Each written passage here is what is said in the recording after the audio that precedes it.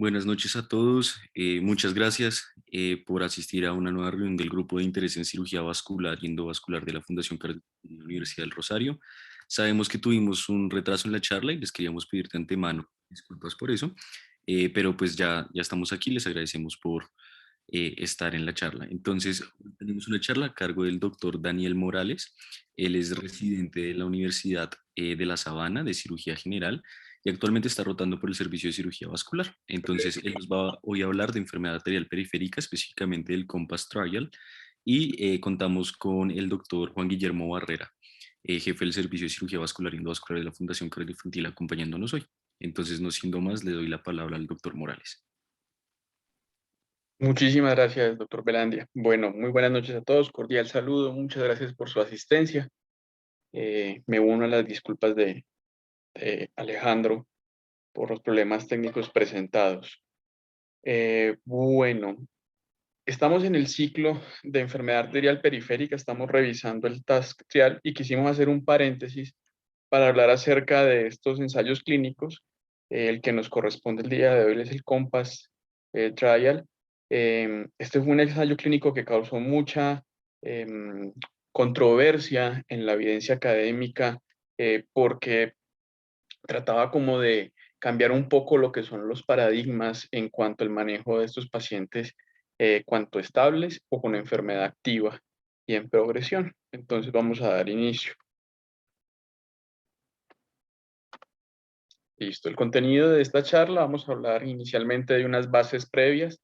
El COMPASS Trial fue un ensayo clínico que se hizo para enfermedad coronaria y que posteriormente, dados los hallazgos de este primer ensayo clínico, se adaptó a enfermedad arterial periférica. Posteriormente vamos a hablar de la anatomía, eh, de los resultados, porque dentro del subgrupo analizaron pacientes que recibían rivaroxaban solo más ASA y un subgrupo que recibía solamente ácido acetilsalicílico y hablar sobre las conclusiones en cuanto a los eh,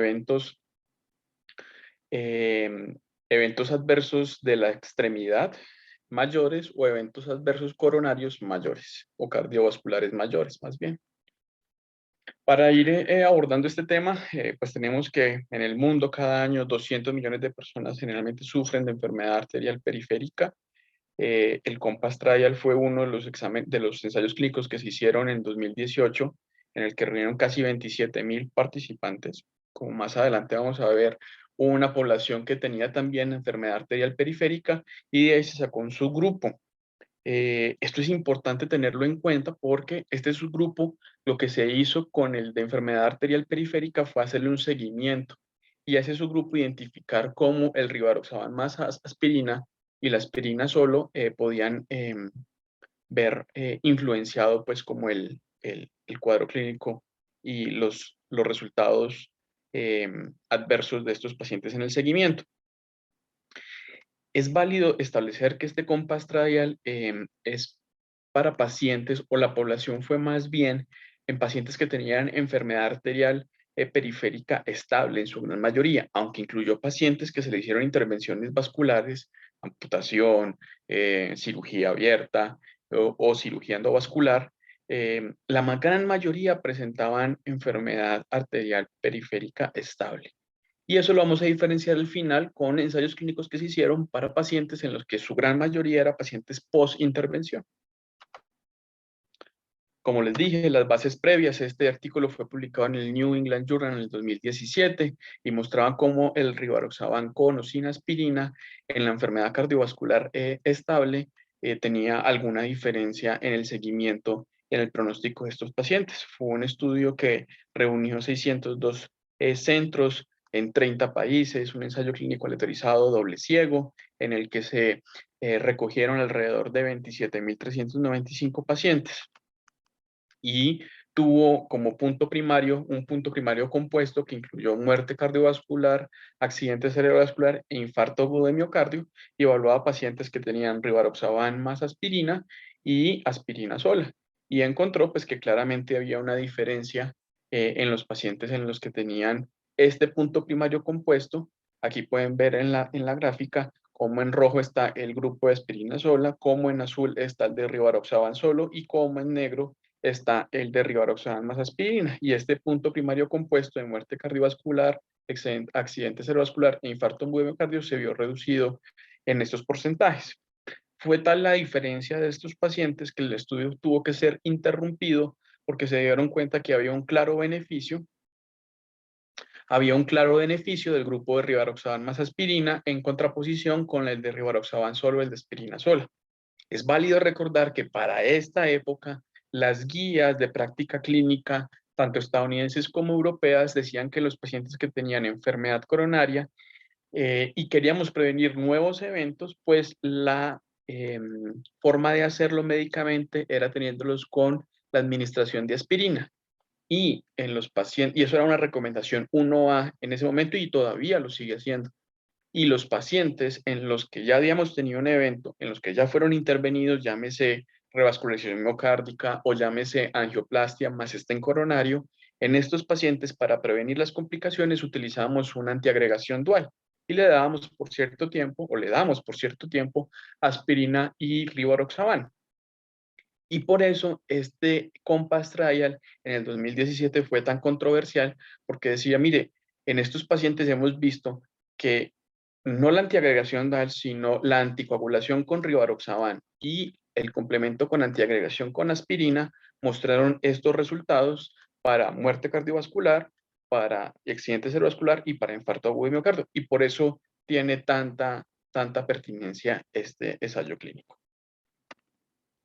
Estos fueron como algunos outcomes de eficacia en el que les resalto los pacientes que presentaban isquemia aguda de la extremidad. Miren que no era en los grupos de rivaroxaban más aspirina, eran de 329, más el de aspirina solo era de 450. Y es por eso que a los autores les llamó mucho la atención en los outcomes secundarios que estos pacientes podían presentar diferencias en el 4.3% con un 5.7% en isquemia aguda de la extremidad. Y eso hizo que se generaran preguntas e hipótesis que si este efecto que se estaba evaluando a nivel coronario con unos outcomes que tenían que ver con la enfermedad arterial periférica, es decir, no solamente la muerte cardiovascular, sino accidente cerebrovascular también, tenían que ver también con la enfermedad arterial periférica. Y es como en el 2018 fue publicado en el Journal del Colegio Americano de Cardiología, algo que vamos a tener porque es la nomenclatura, para así llamarlo a este tipo de eventos, como eventos adversos mayores de las extremidades y la mortalidad en pacientes con enfermedad arterial periférica.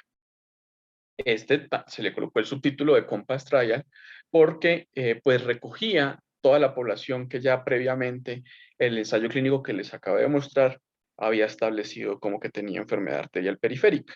Y a esto le hicieron un seguimiento. Nuevamente les adjunto estas siglas que durante todos los artículos las empiezan a nombrar y son los eventos cardiovasculares adversos mayores o los eventos de extremidades mayores adversos en los que los pacientes están encaminados. Ellos lo definen más bien como cualquier evento que produzca una serie de intervenciones en las extremidades, llámese una isquemia crítica o una isquemia crónica reagudizada y que requiera alguna intervención, sea medicamentosa o sea intervencionista. Medicamentosa como cuáles, como la utilización de heparina sódica para iniciar una terapia de anticoagulación o de intervención como las tenemos revascularización abierta, llámese bypass de femoropopliteo, femorotibial, o intervención endovascular, llámese angioplastias, arteriografías de vasos no coronarios más stent o más colocación de angioplastias más bien, y lo mismo para efectos adversos cardiovasculares, en los que se puede hacer las intervenciones que corresponden para estos efectos. Dentro de estos pacientes con enfermedad arterial periférica se recogió una población para investigar cuánto duraban hospitalizados, cuántos tenían eventos adversos mayores, cuántos podían ir a amputaciones y cuántos tenían desenlaces de mortalidad. Incluso también se incluyó los pacientes en los que ya presentaban un evento adverso mayor de la extremidad o un paciente que ya tenía un diagnóstico de una enfermedad arterial periférica, pero sin evento. Y estos pacientes eran los que encontrábamos en las pletismografías o en los ensayos, en los análisis clínicos, un índice de tobillo-brazo menor de 0,9. En estos pacientes se miró en el subgrupo el de rivaroxaban más aspirina versus aspirina. La metodología de este Compass Trial, hecho solamente para la extremidad, es que de los 27.395 pacientes, escogimos 6.391, que eran los pacientes que tenían enfermedad arterial periférica en extremidades inferiores.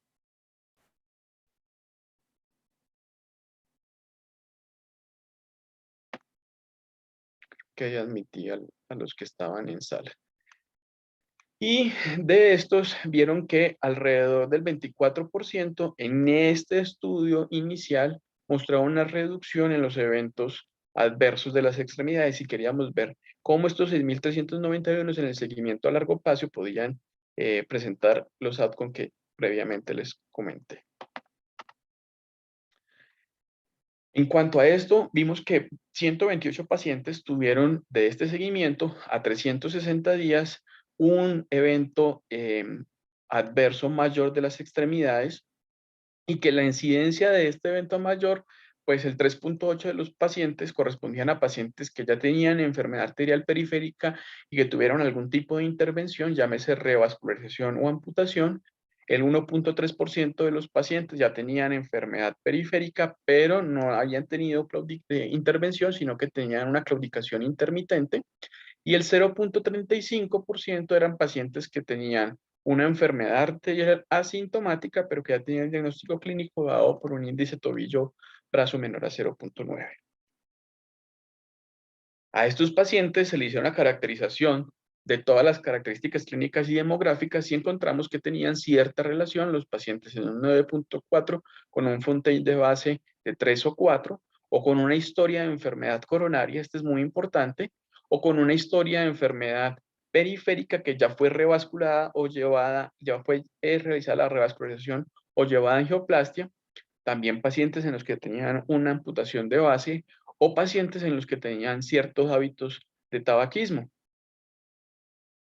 Y es así como los resultados de esto arrojaron que pacientes tenían un 61% de riesgo, ¿sí?, subsecuente, y esto lo hicieron con una medición de una variable de año persona. Como ellos hicieron un seguimiento a 360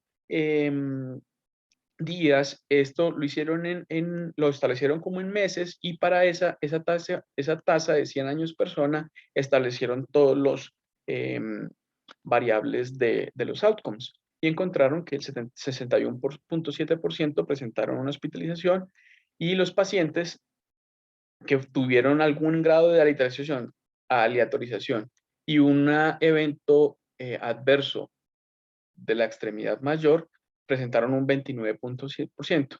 De los de muerte, 5,5%, de cualquier hospitalización 55%, y el compuesto 22,7%, que se relacionaban con los hallazgos del primer Compass Trial. Y es así como lograron establecer que más o menos 1 de 17 pacientes que tienen un procedimiento de revascularización por una enfermedad arterial periférica van a estar hospitalizados o por infarto agudo de miocardio o por algún evento cerebrovascular en aproximadamente 2,5 años. 1 de 25 van a necesitar alguna amputación mayor, y llámese amputación mayor todas las que involucran por encima del nivel del antepié, dentro de los 2,5 años siguientes a esta intervención de revascularización. 1 de 3 pacientes van a necesitar otro procedimiento o el primer procedimiento de revascularización, sea abierta o endovascular, en 1,5 años, y 1 de 10 pacientes va a ser hospitalizado por un evento mayor adverso de la extremidad en el siguiente año.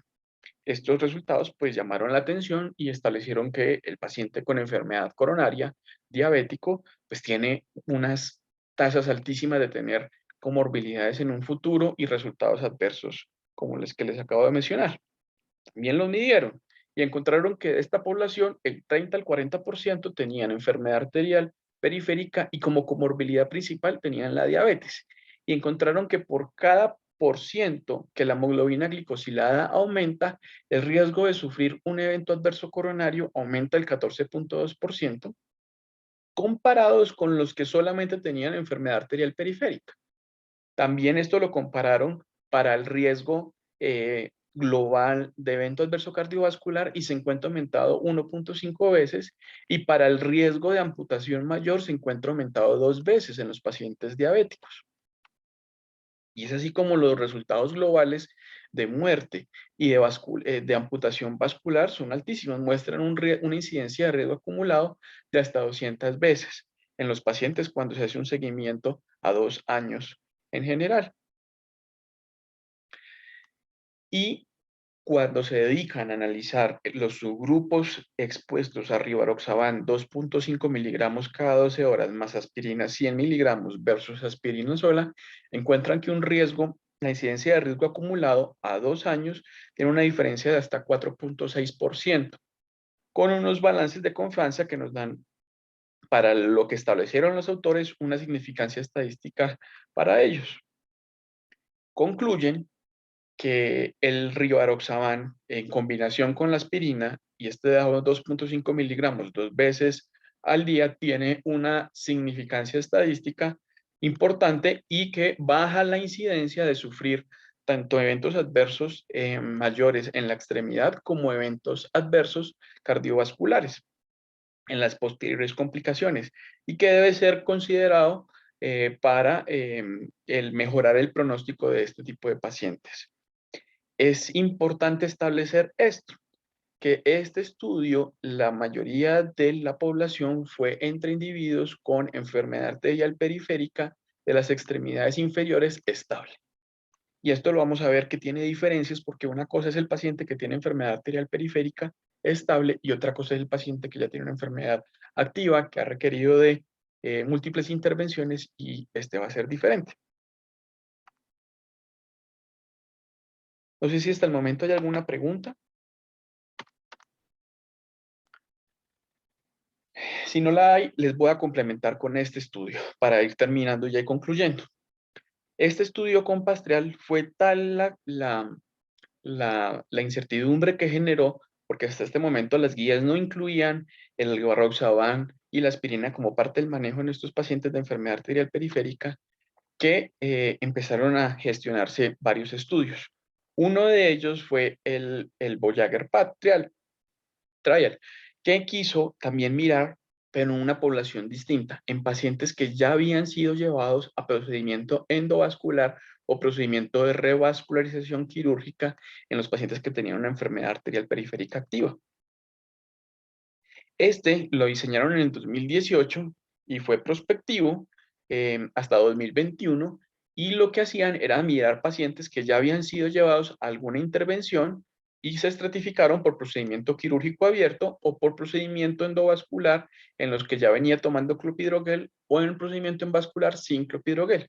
Y a este paciente le dieron a todos aspirina, pero a algunos les dieron placebo en lugar de rivaroxaban, y lo siguieron con visitas en los 1, 3, 6 meses y después cada 6 meses. Y tenían un punto primario compuesto que incluía muerte cardiovascular, infarto agudo de miocardio, ACV isquémico, isquemia aguda de los miembros inferiores o una amputación mayor. Y tenían como punto de seguridad los riesgos asociados a sangrado cerebral, dado esta terapia de anticoagulación y antiagregación. Aquí está la diferencia entre todos los estudios que se han hecho para enfermedad arterial estable periférica, que son el CAPLE, el CARISMA, el WAVE, el EUCLID, el TRAS-2 y el COMPAS, en los que tienen diferentes tipos de poblaciones, 6,400 hasta 5,500 en pacientes con enfermedad arterial periférica, y tienen diferentes tipos de puntos primarios compuestos, y en los que en general han reportado, según la intervención que han hecho, que se mejora en grados o no los resultados no deseados, como amputación, muerte cardiovascular e infarto agudo de miocardio, y este último, que es el que les acabo de exponer, en el que lograban comparar el rivaroxaban con la aspirina y que encontramos ya los resultados que les comenté. Pero estos, como el CASPARCH, el BOA alemán y el Dutch BOA y el Voyager-Pat, son estudios realizados en pacientes y en poblaciones ya llevados a intervenciones, cada uno con 851, 2.690 y 6.500 pacientes. Y en este Voyager intervinieron pacientes con ASA y rivaroxaban, y los siguieron cada 6 meses, y los primeros 3 meses los siguieron 1, 3 y 6 meses. Los resultados de esto, pues claramente salieron a la luz y encontraron en azul están los pacientes que llevaron a rivaroxaban más ASA, y en rojo están los pacientes que llevaron a placebo más ASA. Y encontraron que el punto primario, con unos hallazgos claramente significativos para los autores establecidos desde el protocolo, una reducción notable del 19.9% de pacientes que presentaban muerte cardiovascular, infarto agudo de miocardio, isquemia de la extremidad aguda o amputación mayor con respecto a los que utilizaban rivaroxaban versus un 17.3%. Y el riesgo de sangrado, pues claramente fue mayor, pero tuvo una significancia poca porque muy pocos pacientes presentaron un sangrado cerebral asociado a la terapia de antiagregación y de anticoagulación con rivaroxaban. Es así como pudieron determinar que estos pacientes podían ser llevados a este tipo de tratamiento. Y esto demostró pues un cambio a todas luces. Hoy por hoy el Colegio Americano de Cardiología, encuentran en la página de ellos varias conferencias en el 2020 y en el 2021 acerca de estos resultados y cómo disminuye a medida que van aumentando los años las veces que estos pacientes pueden presentar un punto primario final, como es muerte cardiovascular, incluyendo algunas estimaciones que hacia el cuarto año disminuye hacia 66 veces la probabilidad de que un paciente con enfermedad arterial periférica e intervención pueda disminuir este riesgo de complicaciones. Bueno, esto es lo que les traía para hoy. Era un paréntesis dentro de lo que estamos revisando del TASC, que nos pareció importante a tanto el doctor Gómez como el doctor Barrera, como la doctora Zanabria, y a mi persona y a los fundadores, el doctor Belandia, el doctor Polaniel, la doctora Yunis, traerles esto al semillero. Quedo atento para alguna explicación, alguna pregunta o algún comentario adicional. Muchísimas Muchas gracias, gracias. doctor Morales, por el club de revista. En verdad, muy chévere la presentación y pues la evidencia que nos trajo. No sé si el doctor Barrera quiere hacer un comentario mientras alguien se anima a dejarnos alguna pregunta en el chat o levantar la mano. Sí, Alejandro, gracias. Daniel, quiero felicitarlo por la presentación. Sé que hizo un esfuerzo importante al traducir para el grupo el estudio y me parece muy relevante en estos momentos. Yo quiero que precise muy bien las dosis de rivaroxaban para estos pacientes y qué diferencia tiene el uso que se da al rivaroxaban en otras condiciones, digamos, de anticoagulación, que me parece que debe quedar muy preciso.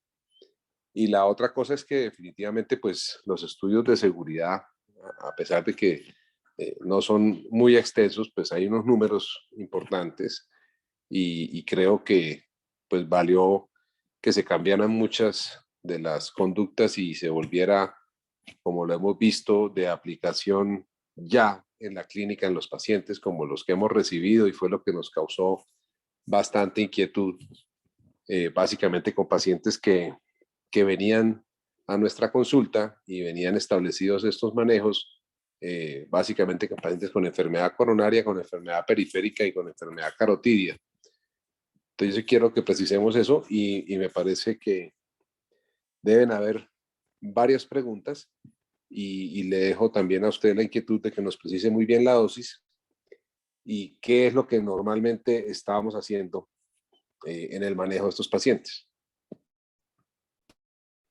Claro que sí, doctor. Las dosis de rivaroxaban en ambos estudios fue la misma, 2.5 miligramos 2 veces al día, y una dosis de aspirina de ácido acetilsalicílico de 100 miligramos. Lo que se venía haciendo antes era antiagregación en monoterapia o en terapia dual con asa y clopidogrel, y hay una diferencia clara de lo que son las dosis para este tipo de eventos de enfermedad arterial periférica y otro tipo de eventos como trombofilias, en los que la dosis del rivaroxaban es mucho mayor porque el efecto de anticoagulación debe ser mayor.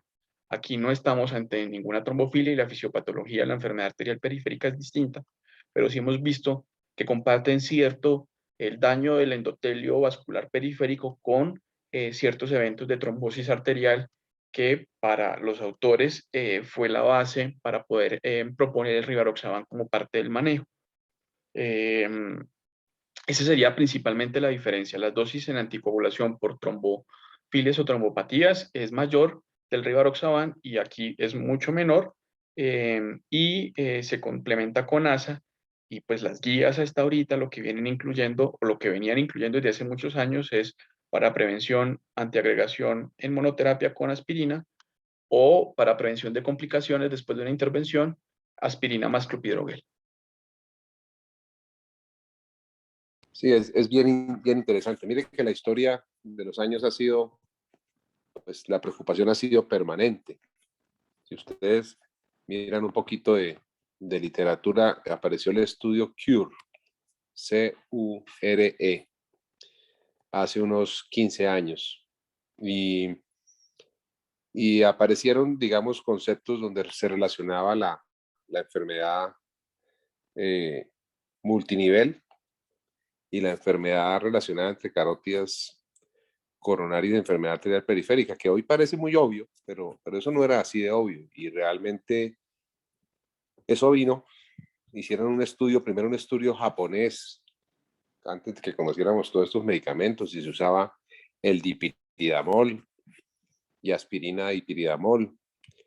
Y cada vez que se analizaban los estudios, pues los beneficios cada vez eran menores y teníamos todavía pacientes que recurrían, a los cuales fracasaban las terapias.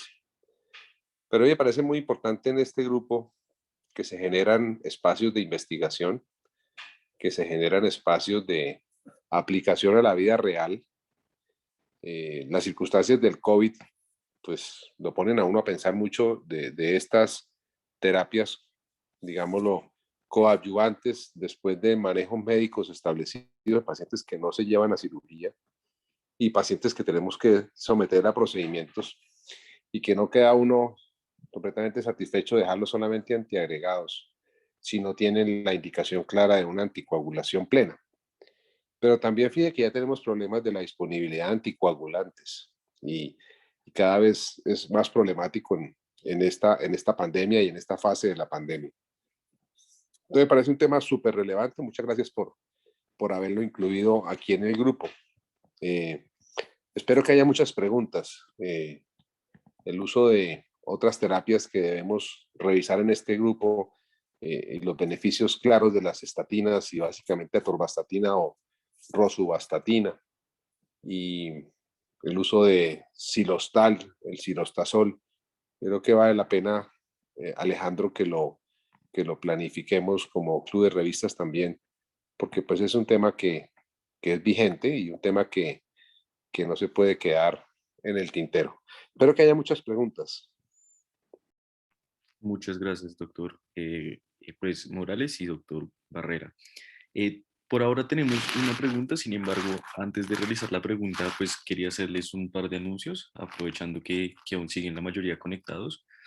En este momento estamos en pausa de los bloques, estamos planificando el siguiente bloque para pues volver a retomar los martes pues de charlas magistrales, y pues los jueves la idea es que sean más como lo que nos acaba de presentar el doctor Morales. Entonces por eso estamos un poco en pausa.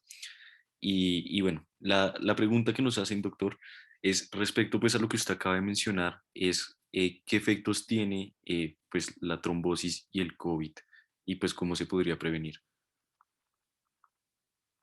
Yo sí quiero que hable primero Daniel, que lo ha vivido en carne propia. No sé si alcanzaría a conectarse la doctora Lina, que estaban entrando a cirugía pediátrica en este momento cuando nos vimos en la tarde, y Sebastián, que está por ahí, porque es importante compartir con el grupo cuál ha sido la vivencia y la experiencia, a veces amarga y a veces victoriosa.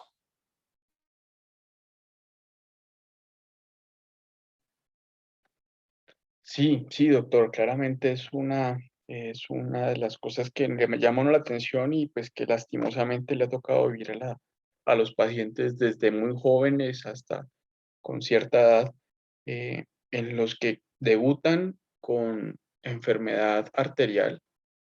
Clínicamente parecieran como si fueran los pacientes con más años una reagudización de una enfermedad arterioclusiva crónica, eh, y después por hallazgos y construcción de una historia clínica con toma de PCR para SARS-CoV-2, encontramos que de pronto el evento agudo fue producido por la infección por el virus. Sí llama mucho la atención eso, que en las arteriografías de pacientes en los que se lleva un diagnóstico prequirúrgico, angioplastia, se considera que es una enfermedad arterial oclusiva crónica por aterosclerosis severa y diabetes, y los hallazgos en arteriografía sean que la oclusión de las arterias distales sea por trombos y coágulos y toque hacerles tromboembolectomía y tromboaspiración a estos pacientes para tratar de perfundir un poco estas extremidades. Eso ha sido algo pues, que me ha llamado la atención en este mes que llevo en la rotación y pues que lastimosamente ya va a ser parte prácticamente que del diario en pacientes que tienen isquemias críticas y hay que investigar si esta isquemia crítica fue generada por el coronavirus. Muchas de las trombosis que vemos en consulta, también si somos cuidadosos, retrocediendo y mirando con el retrovisor, pues vemos que también hay un evento generado por la infección por el SARS-CoV-2. Entonces, no he tenido la oportunidad de revisar eh, a profundidad cómo el virus genera estos daños endoteliales y estos eventos procoagulantes, pero sí me ha llamado mucho la atención en lo que comenta el doctor como el día a día. Hola, buenas noches para todos. Llego un poquito tarde, pero alcancé a escuchar una parte. Muchas gracias, Daniel, por la charla. Bueno, y en cuanto a la pregunta, pues el año pasado, cuando ya estábamos como en lo que suponíamos era como el valle de la pandemia, pero que apenas íbamos como en la mitad, según lo que llevamos ahora, decidimos revisar cirugía vascular y COVID. En esa oportunidad, pues lo que encontramos en la evidencia es que la tasa de eventos pues, tromboembólicos de los pacientes con infección por COVID oscila entre el 25 y el 30%, fundamentalmente por todo el daño endotelial que produce el virus, que pues se genera como una protrombosis en estos pacientes. Es difícil determinar quiénes la van a hacer y quiénes no la van a hacer, y de acuerdo a eso se han planteado muchísimas estrategias para ver qué sirve y qué no sirve con respecto a eso. Pero digamos que de lo que se ha determinado es que el uso de los anticoagulantes es seguro. Hasta donde yo revisé, no se ha planteado la necesidad de que los pacientes con COVID tengan que tener anticoagulación plena, a menos que se documente un evento trombótico o embólico agudo en estos pacientes, o pues si de lo contrario, los pacientes solo se benefician de tromboprofilaxis. Y en caso de presentar un evento pues tromboembólico, se ha pues demostrado que cualquier anticoagulante es igual benéfico. Puede ser la heparina no fraccionada, la heparina de bajo peso molecular, o incluso de manera ambulatoria también se ha utilizado los nuevos anticoagulantes orales, y se dice que es seguro en los pacientes que han cursado con infección con COVID, pero como les digo, lo que se había demostrado es que solo se benefician de la anticoagulación plena aquellos pacientes que ya tienen la trombosis. Los demás solamente deben tener tromboprofilaxis. Definitivamente, digamos, el uso de fibrinolíticos no está demostrado. El uso de antiplaquetarios muy discutido, o sea, digamos, el uso de aspirina como preventivo en los pacientes con COVID no tiene una clara evidencia para prevención de eventos trombóticos en estos pacientes. Asimismo, y aunque uno podría pensarlo, el inicio de estatinas tampoco. Lo que se ha mostrado, digamos que ya como todos lo saben, es el uso pues de inmunomoduladores y de corticosteroides, que también pues tienen, como modulan toda esa proinflamación que produce el COVID, pues tiene un efecto benéfico en la prevención de eventos trombóticos, pero realmente todo esto, pues todavía como saben, faltan muchos estudios, pero en general lo que tenemos de conceptos de usos de anticoagulantes, algo de prevención, hasta donde yo revisé es eso. No sé si responde algo de la pregunta. Súper, Lina, muchísimas gracias. Creo que absolutamente lo que esperábamos de tu parte en esta intervención y creo que queda clara la respuesta. Y yo creo que sí, creo que cuando revisamos el tema estábamos en la primera ola y estamos ahora ya en que a veces recibimos pacientes que no desarrollaron ningún cuadro respiratorio y lo único con lo cual debutan es con una enfermedad arterial trombótica y trombótica aguda. Algunos muy mal, otros se defienden y llamativamente, como dijo Daniel, uno cree que tiene una enfermedad crónica que se agudizó porque se han defendido de la isquemia de manera sorprendente y preocupa muchísimo la forma de resolverla. Y yo creo que hace un año todo el mundo, apenas aparecieron los primeros reportes en Europa, en un grupo que tenemos de Latinoamérica, todos, bueno, si tienen casos, reunámonos, hagamos un reporte que han presentado. Tuvimos algunos casos por allá de aorta y que nos obligó a revisar el tema y la incidencia tan alta de trombosis venosa y la búsqueda aguda en nuestra institución en los pacientes en UCI intubados. Pero ahora, en estos últimos 2 o 3 meses, pues realmente hemos tenido que enfrentar la trombosis aórtica, ilíaca, femoral, hipoplitea y de vasos digitales. Y la única explicación es un contacto de a veces sin haber desarrollado sintomáticamente el SARS-CoV-2. Entonces me parece que es bien relevante la pregunta y completamente relacionada con lo que estamos hablando. Sebastián.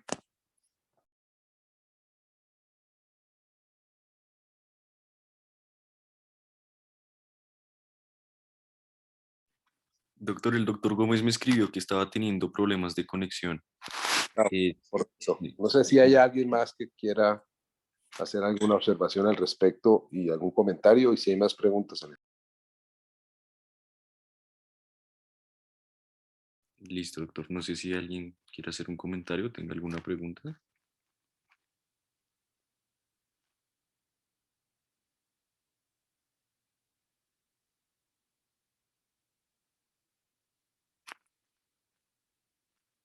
Bueno, doctor, tenemos una segunda pregunta. Entonces, nos preguntan que realmente lo que mostró el Compass Trial, como lo mostró el doctor Daniel, fue un efecto clínico netamente benéfico en pacientes de alto riesgo y en subgrupos con múltiples características, pero que si usted puede profundizar un poco en cómo en su práctica clínica lo aplica. Sí, buena la pregunta. Realmente, miren que esto, a pesar de que lleva, digamos, en discusión unos 3 años, yo creo que en el último año es cuando más hemos tenido que replantear el uso combinado de medicamentos. Realmente, digamos, cuando uno mira al paciente aislado, que no debe ser así, pero las situaciones nos obligan. Imagínense que la limitación más grande de nuestro país es la legislación y básicamente sobre la ley. No tenemos cubrimiento, por ejemplo, de esa doble antiagregación o antiagregación dual que utilizábamos en los pacientes o utilizamos los pacientes que usamos angioplastia y ponemos balón medicado. El clopidogrel no lo paga el sistema, solamente lo cubre para enfermedad coronaria y enfermedad cerebral. Siendo que estos estudios de clopidogrel salieron de ese estudio que les mencioné hace 15 años, que fue el estudio CURE. Pero como aquí todo es más atrasado y vamos detrás años de todas las cosas, a los pacientes no les cubren el clopidogrel para enfermedad periférica. Entonces es una limitación que teníamos cuando usamos balones medicados que mínimo los pacientes deben recibir 3 meses después de una angioplastia. Y ustedes han visto, y vamos a ver más adelante en lo que progresemos de enfermedad periférica, que el uso del balón solo en enfermedad coronaria casi que quedó proscrito y casi no hay una intervención que no lleve la colocación de un stent para el manejo de las placas estenosantes y de las lesiones. Y también cuando tienen que hacer trombectomías agudas, esos pacientes van con stent medicado y ya no se usan stent no medicados. Y los balones igualmente, a pesar de que han cambiado los medicamentos en coronarias, nosotros seguimos utilizando Plaquitaxel, que es lo que tenemos disponible en los balones medicados periféricos. Y esos pacientes que utilizamos estos balones medicados definitivamente necesitan intraoperatoriamente una carga de aspirina y clopidogrel y en el posoperatorio mínimo 3 meses terapia dual, 100 miligramos de aspirina y 75 miligramos de clopidogrel. Pero como les digo, el paciente y la familia tienen que comprar el clopidogrel porque no lo da el sistema, por lo menos para el sistema general de salud.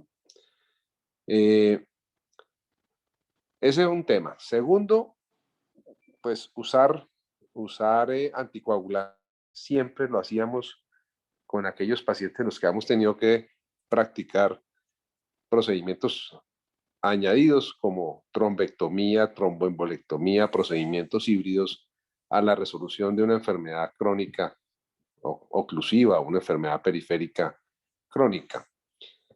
Y en eso siempre se consideraba la opción, pero existía el temor de tener que dejar con warfarina como anticoagulante ambulatorio un paciente y además aspirina. Y la otra cosa pues es la aplicación de enoxaparina subcutánea para un paciente de estos, que era tal vez la mejor opción en cuanto a seguridad y menos sangrados. Aparecieron los anticoagulantes orales y venimos viendo esto. Esto realmente yo creo que ha venido abriendo un espacio y yo creo que se va a volver muy importante la consideración riesgo-beneficio, la edad del paciente. El ejercicio no es matemático y lo hemos visto porque compartimos en una institución como la cardioinfantil, pues el manejo con los cardiólogos de cuidado intensivo, con los intervencionistas cardiólogos, los que trabajamos en cirugía vascular periférica y endovascular. Y siempre la consideración antes de salir del paciente de cuidado intensivo es con qué será lo más seguro que yo puedo dejar a este paciente, qué soporte de familia tiene si es un paciente mayor, y con los pacientes jóvenes, pues la seguridad para sus actividades, para no limitarle. Tener un paciente anticoagulado ya es una enfermedad. Tener un paciente anticoagulado y antiagregado, pues hay que tener todas estas consideraciones. Entonces, la teoría, la evidencia y la experiencia a la práctica son las que hacen el ejercicio individual con cada paciente. Entonces yo creo que es una muy buena alternativa. Digamos, hemos recibido más pacientes que venían con este manejo, obviamente por las circunstancias de nuestra institución, que somos una institución cardiovascular, que los que hemos iniciado, ¿sí? Pero yo creo que lo vivido en estos últimos 3 o 4 meses que nos obliga a estas revisiones de estos temas es que posiblemente va a ser una gran alternativa y más si estamos hablando de lo que acabamos de responder relacionado con eventos trombóticos que antes no eran tan frecuentes y que lo vemos con esta pandemia. Entonces yo creo que va a ser y seguramente seremos generadores de muchos más pacientes en este esquema de tratamiento. Es muy variado, ¿no? Uno quisiera, por ejemplo, en los pacientes diabéticos tener la fórmula, que es el reto más difícil de que las intervenciones que hacemos no recurran y fracase el tratamiento que hemos realizado al paciente. Y a veces todas las opciones fallan. Y pues también hay que estar preparados para asumir ese reto que es el fracaso de todas las opciones terapéuticas a pesar de que se indiquen y se hagan de la mejor manera. Pero ese es el día a día. El día a día, la vida real es diferente a un estudio trial, a un estudio controlado, aleatorizado. Esa no es la vida real. Y hoy tendremos que ver las publicaciones de estos trabajos en la vida real, de lo que hacemos en la clínica. Todavía no están. Siempre esperaremos tener esos reportes. La vida real y los estudios en la vida real son hoy los más valiosos porque tiene que ver si el paciente se tomó el medicamento a la hora que era, si aceptó el medicamento, si le suministraron el medicamento, porque pues en la fórmula puede estar perfectamente y hacer uno el egreso, pero eso la realidad que se lo den, que el sistema de salud se lo pueda suministrar y que el paciente lo pueda conseguir. Pues eso es una historia muy larga del manejo individual y a veces por estar uno procurando hacer la evidencia, no logra el objetivo que es que el paciente se tome el medicamento y que de verdad lo reciba. Con este ejemplo les voy a explicar lo difícil que es. Nosotros operamos varices, que es una cirugía ASA 1-2 con bajo riesgo, y a veces tenemos que operar pacientes de mayor riesgo, digamos mayores de 60 años con alguna comorbilidad. Esos pacientes siempre les damos salida ambulatoria después de cirugía de varices con tromboprofilaxis. Qué difícil que el sistema le dé 10 días de anticoagulación profiláctica subcutánea a un paciente en un posoperatorio. Y eso creo que surge desde cuando ortopedia, que fue su reto más grande en las intervenciones de rodilla y ortopédicas, también la tromboprofilaxis. Y muchos estudios de anticoagulación se hicieron dirigidos a este grupo de pacientes. Entonces, los cirujanos y los ortopedistas eran los más preocupados del fracaso en sus pacientes con mortalidades por eventos trombóticos, pero el sistema es difícil que un paciente en un posoperatorio de manera rutinaria pueda llevarlo. Entonces nos toca a veces formularlo desde el día que hacemos la orden de cirugía para que le tengan las ampollas para que se las puedan poner en el posoperatorio, a veces regalarle unas que tenemos de muestra médica. O sea, el ejercicio en la vida real es una cosa dramática. Implica que uno camine un cuartico de milla más, ponga 5 centavos más para el peso. La rutina hace que eso no sea real, entonces hay que hacer un esfuerzo mucho mayor de relación con el paciente, de que me comunique si ya se la puso, si se la pudieron dar. Entonces estos estudios nuevos y retos nuevos de terapéutica dependen de todos esos factores. Yo creo que esa respuesta a la vida real. Claro que sí, nos gustaría muchísimo poderlo hacer, nos gustaría tener muchísima más información de seguridad en la práctica de la vida real y, y las cosas llegan para quedarse y a veces preferimos lo penúltimo, pero a veces la evidencia de lo último hace que cambiemos guías y protocolos. Listo. Muchísimas gracias, doctor Barrera, por su intervención. Por el momento no tenemos más preguntas. No sé si alguien quiere hacer una intervención final o el doctor Barrera darnos unas últimas palabras. O si alguien quiere dejar otra pregunta en el chat. No, yo creo que tenemos que ser puntuales con el tiempo, son las 8:20, faltan 2 minutos. Yo crearía que seamos estrictos, la presentación fue absolutamente pulcra en el tiempo, en la presentación, el esquema, la discusión.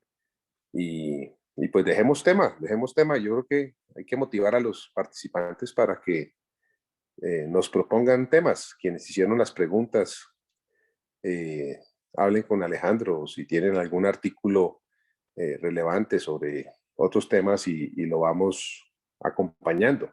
Esa es mi invitación. Perfecto, doctor. Muchas gracias. Sí, de acuerdo, pues motivarlos a que ustedes sean parte activa de este grupo. Nosotros realmente, si tienen alguna idea de qué temas quieren tocar en el siguiente bloque o cómo o qué les gustaría tocar, también estamos dispuestos a escucharlo, no solo pues también en temas de los clubes de revista o en los casos clínicos. Entonces, pues quedamos atentos y espero que tengan una buena noche.